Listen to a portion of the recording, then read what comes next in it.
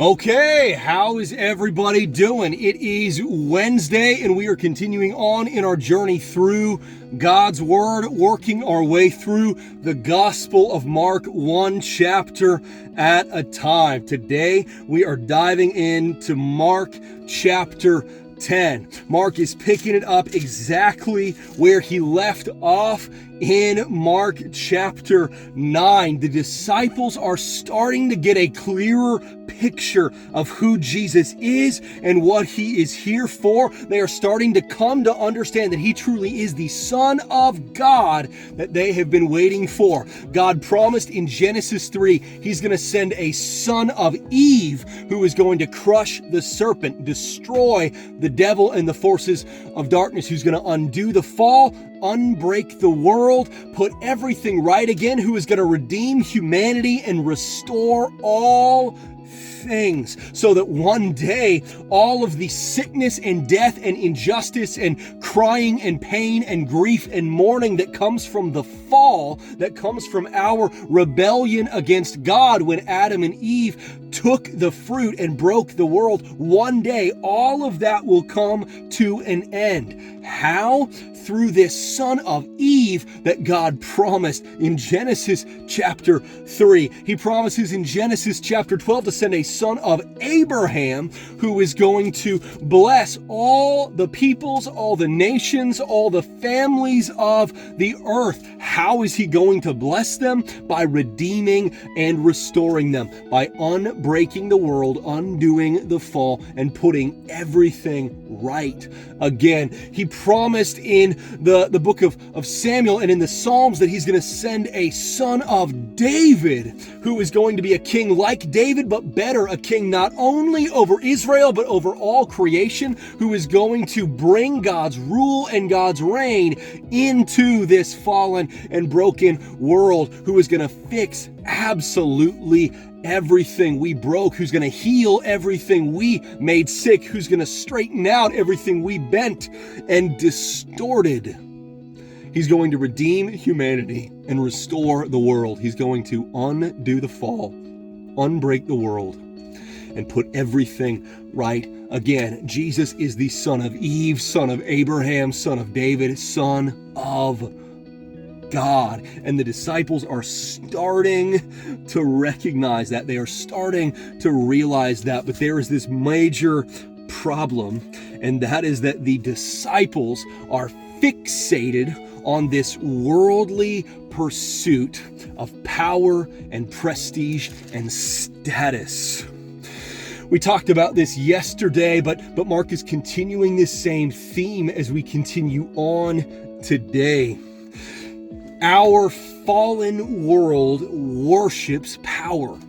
Our fallen world worships prestige. Our fallen world worships status. It worships human greatness. Our fallen and broken world worships this need and desire to be above others, to be over others, to be superior to others. So we develop this superiority complex. We develop this need to control, this need to exert power over, this need to tread on other people. We build systems of slavery and subordination. We build systems of conquest. We steal, we conquer, we do all of these things. This is baked into our fallen human nature.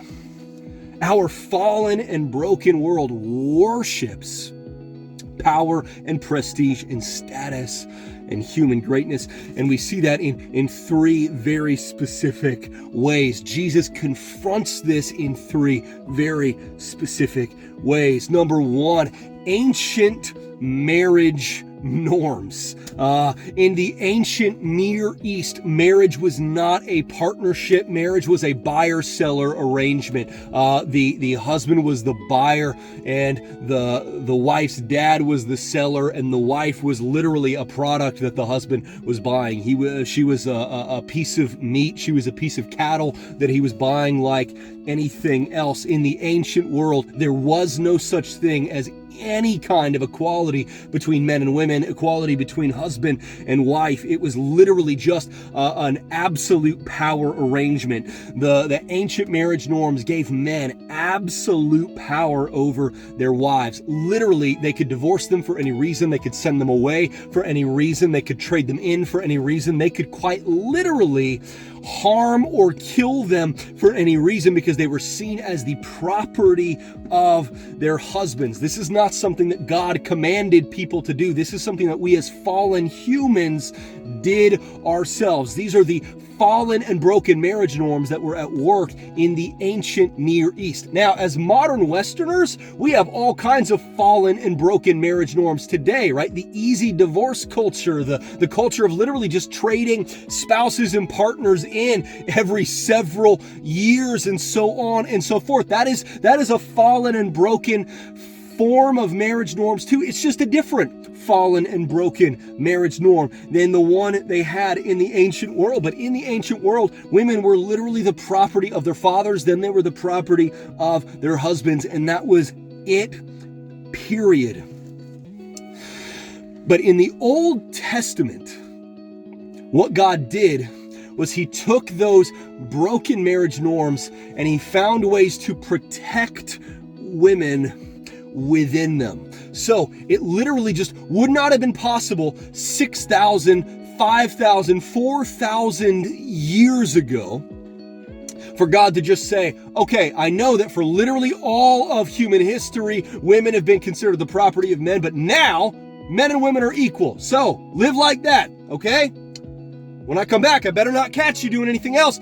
That literally wouldn't have been possible. It would be like trying to today, we live in a car culture. There's actually nothing normal about that, right? This is a new thing in history. Cars have been widespread for about 70 years, and they've existed for about 100 years. So this is super new in terms of human history, but we've gotten so accustomed to it that we literally cannot think past it, right? If all cars disappeared overnight, it would throw our entire world into complete disarray and chaos. In exactly the same way, in the ancient world, they literally could not have thought past the notion that women were pieces of property and pieces of meat, essentially cattle. And so it wasn't an option for God just to say, hey, men and women are equal now. He had to work towards building an understanding within them to start to see women as people rather than as objects, rather than as products. So in the ancient law that he gave to the Israelites, the law he gave to Moses, he found creative ways to protect women, even as they were living in this, the term was patriarchal society. I know today a lot of feminists use the term patriarchy very liberally, very freely. They'll refer to a whole lot of different things as the patriarchy. That's not what I'm talking about here. This was a literally patriarchal society that meant like the rule of the father, the rule of the man. Men literally ruled society. Women literally were just kind of objects. They had slightly more rights than your ox had. That's how it was in the ancient Near East. But so the Lord creatively found ways to protect women from disastrous harm within the bounds and the context of the patriarchal society of the ancient Near East. Why are we talking about this? Because in Mark 10, Jesus gets into a debate with the religious leaders, with the Pharisees and the Sadducees over the marriage laws of Moses. The Pharisees and Sadducees point out that Moses gave them the right to send their wives away for any reason, anytime, whenever they want. The Pharisees and Sadducees, we know this from history, they did that a lot. They would frequently just cycle through wives like toilet paper. They would marry women who were 20, 30, 40, 50 years younger than them. They would marry girls who were just barely out of their teens, who were just barely past puberty, who didn't have the wherewithal to advocate for themselves and stand up for themselves and stuff. And then about the time they got tired of them, about the time they turned 23, 24, 25 and started to get old enough to really know what they want, they would just send him away and marry somebody else. These were the religious leaders. These were not Hollywood people. These were not, presidents and things like that. These were the religious elites of Israel, and they treated women like cattle. Jesus says, why are you doing that? He says, yeah, okay, Moses gave you permission to send your wife away, to divorce your wife, but he didn't do that because that's good. He did it because of the hardness of your hearts. This is God working within that system that treats women like objects and cattle. This is not God endorsing that system. He says, you've turned marriage into another form of power, another form of prestige, another form of status, another form of lording it over other people. That's number one. The ancient world, the marriage norms were about power, not partnership. Number two, in the same way, in the ancient world, almost all wealth was inherited.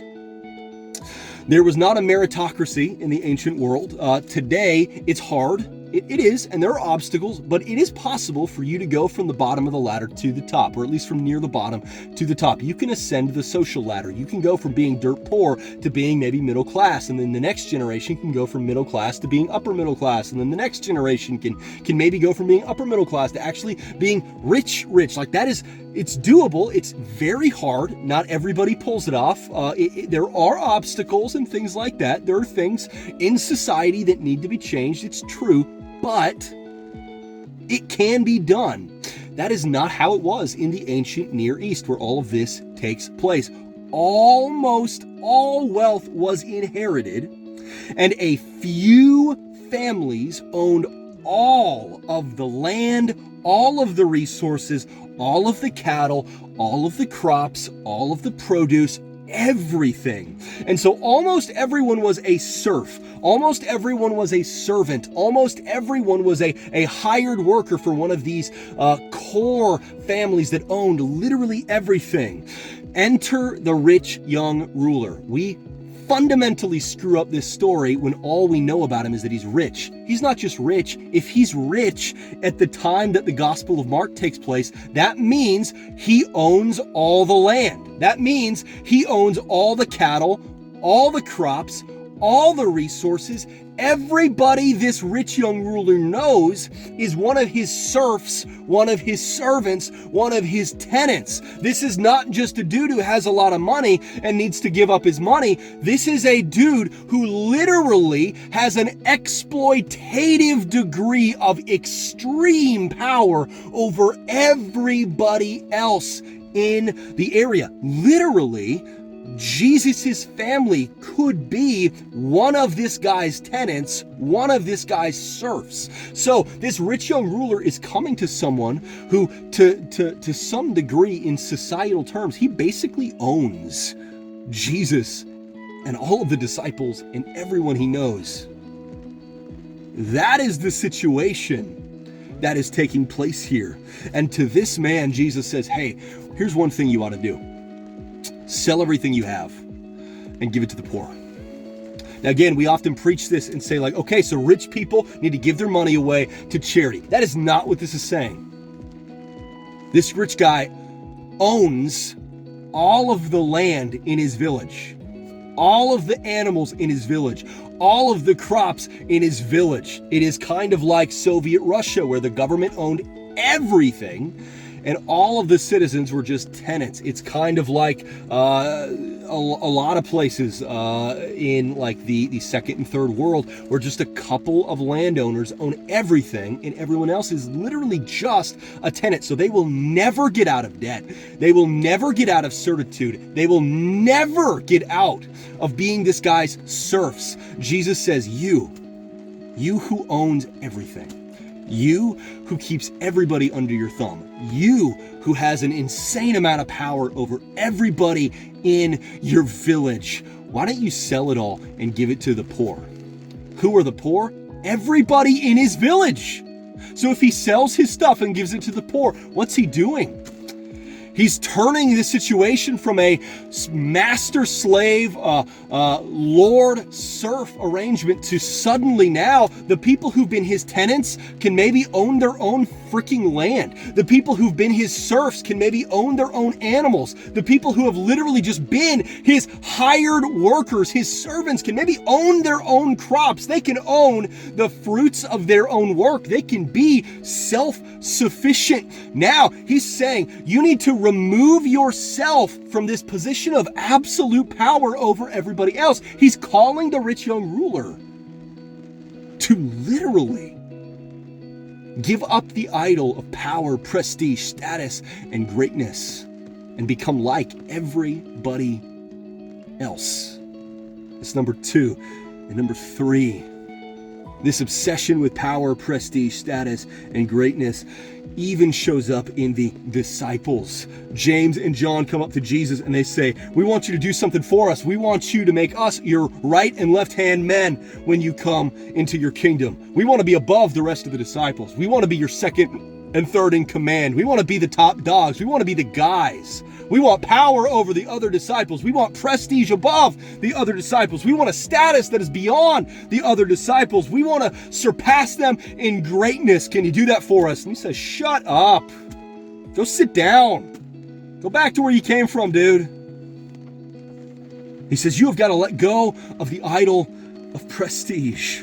Our fallen world is divided in this kind of powerful, powerless way, this kind of haves and have-nots, the powerful ruling with an iron fist over the powerless and abusing the people under them, exploiting the people under them.